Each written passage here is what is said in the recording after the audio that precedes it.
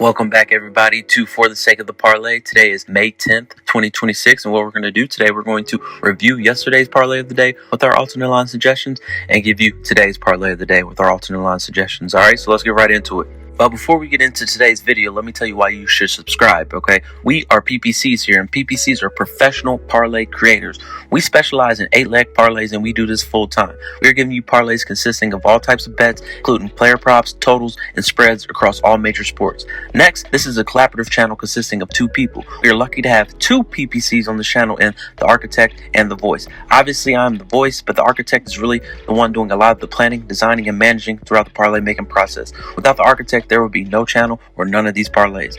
Lastly, and most importantly, we are giving you free daily content with picks and receipts. This is our 34th day in a row of posting parlays with reviews. We are showing you our actual betting slips and the results. We're going to keep posting and showing the results because we don't get tired like Kevin Gates, and we ain't never scared like Bone Crusher. We ain't new to this, we true to this, y'all. And y'all know y'all doing the same damn thing as us every day, so you might as well smash that like and subscribe button and do it for the sake of the parlay. Okay, so let's start off with our review from yesterday, May 9th, 2026. And why these reviews are important, they're going to be very helpful the next time you make a bet. And also what we're going to do here is give you information that you're not going to get on other channels or mainstream media. And you can watch our previous videos to get this information and make better bets next time. So yesterday we wound up going 3 out of 8 picks on our parlay of the day, and one big reason is we went 1 out of 4 in our UFC picks, so we're going to do better next time. But here's the summary of what happened yesterday.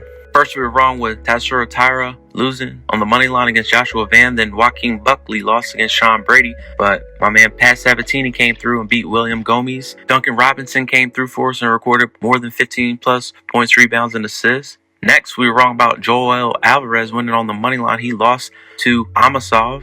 Then we were wrong about Rafael Devers recording a hit. But Ellie De La Cruz came through. He got more than one hit for us. And lastly, Isaiah Hartenstein did not record 1 or more blocks.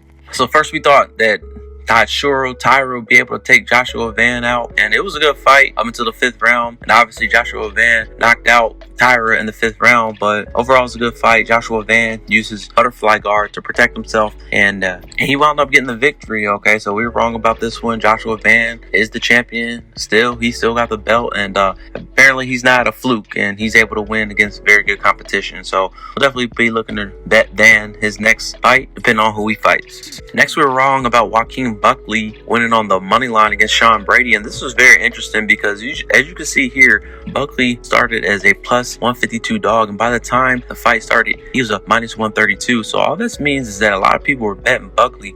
However, it didn't matter because Buckley wound up losing Sean Brady very badly, and he just pretty much got dominated grappling wise throughout the whole fight, and he got Donkey Konged, which means Brady was on his back on the ground a lot of the fight, and he got dominated. But this line movement was very interesting because it would have just told you that damn, Buckley was the better side. But regardless, it's always good when you start off and get somebody at plus 150, and then by fight time they're minus 132. But hey, like I said, it didn't matter. Buckley got dominated and he lost by unanimous decision. Next, we're right about Pat Sabatini beating William Gomes, and this fight was very interesting because this is like your typical grappler fight. Pat Sabatini was just trying to get takedowns all fight, really wasn't punching or doing much, but he won by unanimous decision. And as you can see here, yeah, he was definitely on Gomes' back damn near all fight. But hey, it wasn't the most exciting fight, but Sabatini went green for us, and that's what we need in our parlays. I don't care how you get it done, as long as you get it done. He went green, and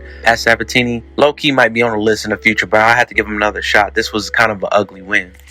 Next, Duncan Robinson of the Detroit Pistons came through for us, but the Pistons wound up losing 109 to 116 to the Cavaliers. But hey, Duncan Robinson most definitely came through for us. He wound up having 15 points, 3 rebounds, and 4 assists, so that's well over what we asked of him. But what was really interesting and which I knew and which I talked about in the video yesterday, he went 4 of 7 from 3. All right, so that's 12 points off of 4 shots. All right, and that's exactly why this pick was a very good pick. I knew he was going to come through for us. We're going to try to give y'all more picks like this, but yeah, 4 shots covered most of the bet, all right, and the rebounds and assists were just extra. But hey, shout out to Duncan Robinson. He came through for us. We definitely will be targeting them in the near future as they continue these playoff series.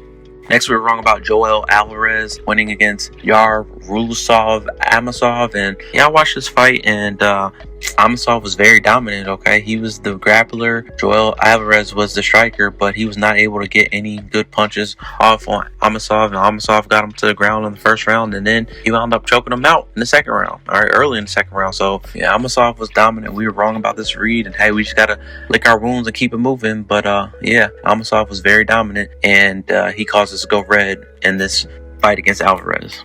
Next, we bet for Rafael Devers to get a hit, and he did not get a hit, and the Pirates wound up beating the Giants 13-3 in a blowout. And this is very simple. Devers just didn't get no hits, and I'm putting Devers on For the Sake of the Parlay probation, all right? Hey, man, when we put you on our parlays, we need a hit. Shit, he was on an 8-game hitting streak, and then he had a home run the game before, but he couldn't come through for us when we put him back on the parlay. So, yes, Devers is on probation. We're going to give him one more chance, and he will be off the list.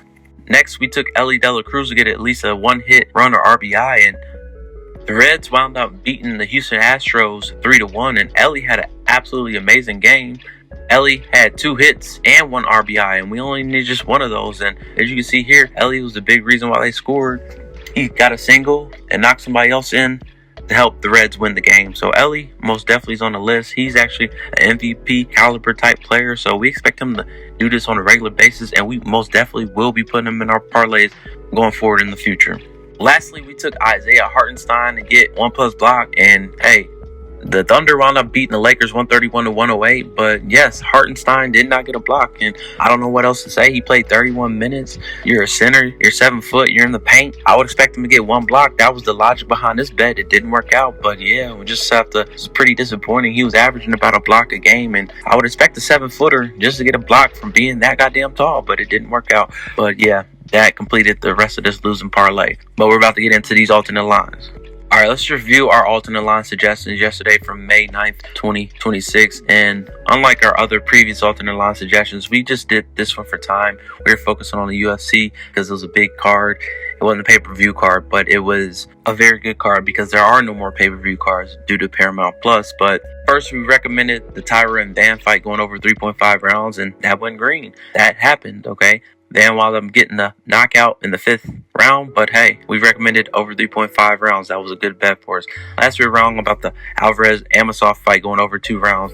Amosov was very dominant, and he got a very early submission in the 2nd round. So this bet went red. This one was not good. But then we're definitely right about Pat Sabatini and that Gomez fight going to decision. That fight did go to decision. Pat Sabatini won. So yesterday we were 2 out of 3 picks in our alternate line suggestions. All right, here's what you've been waiting for. Here's today's parlay of the day for May 10th, 2026. And just remember, we specialize in 8-leg parlays. That is that octopus, all right? The octopus is that raw parlay ticket. And what we're going to do today is turn that into some calamari for the first time on this channel, all right? We grinding every day, and it's going to happen, and it's going to happen today. All right, here's the parlay of the day.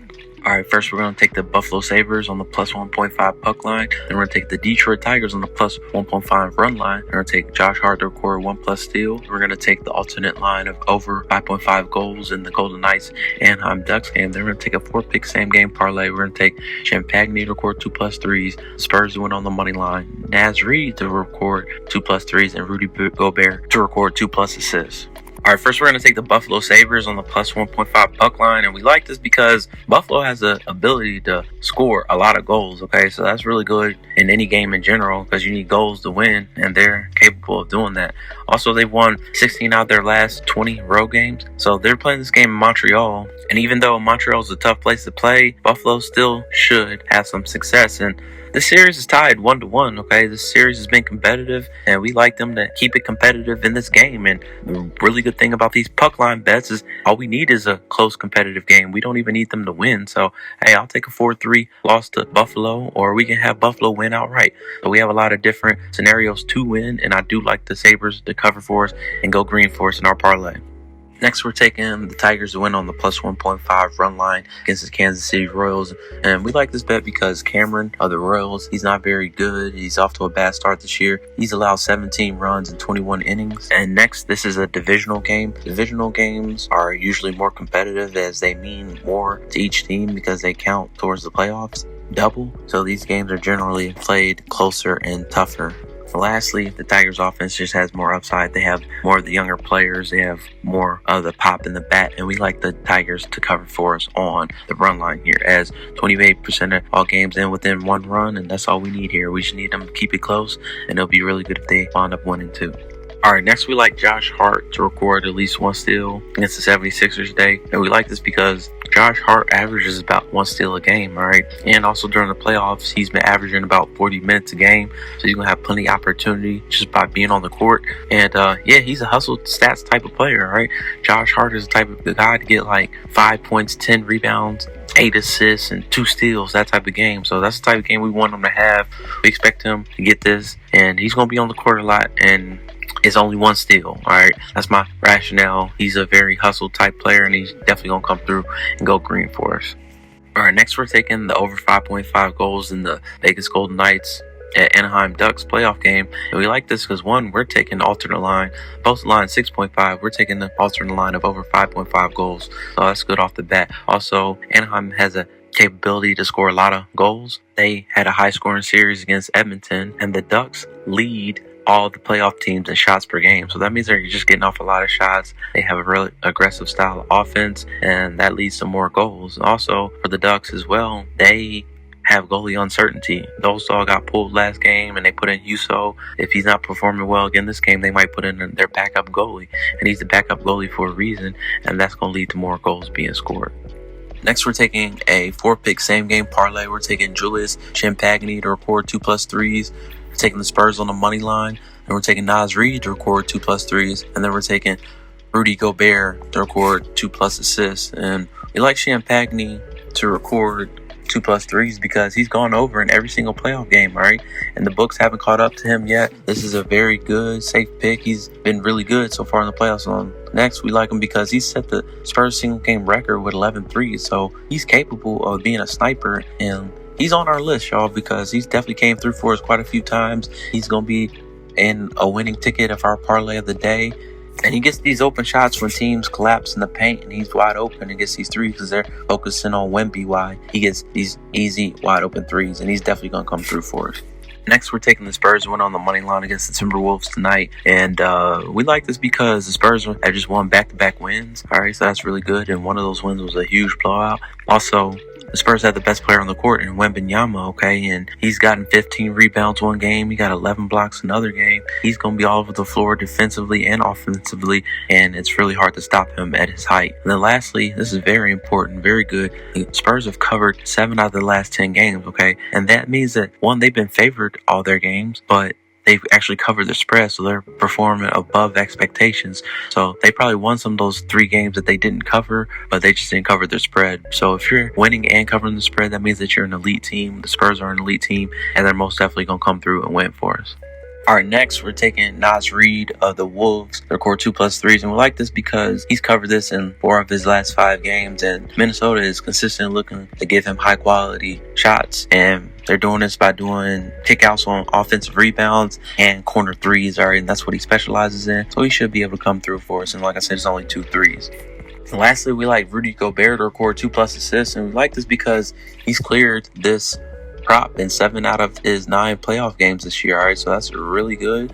That's almost all the games, and he does this when he gets his rebounds, and he gets a lot of rebounds, and he does kick out passes to the wings, okay, or anybody cutting in the lane. So that's why this good bet is good. We ain't targeting his rebounds, but his assists are highly tied to his rebound, and that's gonna go green for us and be the last leg of our winning parlay today.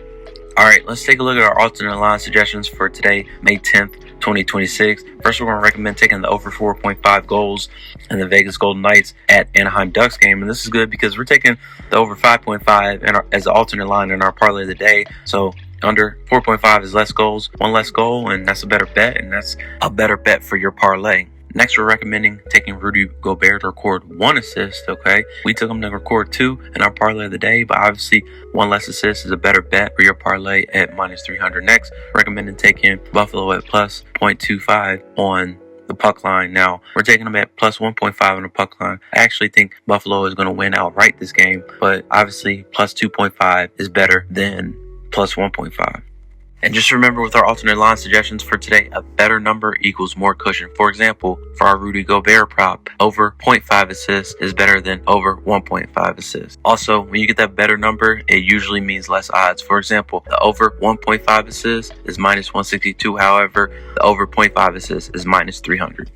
All right, there you have it, everybody. That was the parlay of the day. Thank you so much for watching. Good luck betting today, especially if you're trailing our bets. And just remember, winners never quit. Miss 100% of the shots you don't take, and one good parlay can make your day. All right, and we'll be back tomorrow with another video and another parlay of the day.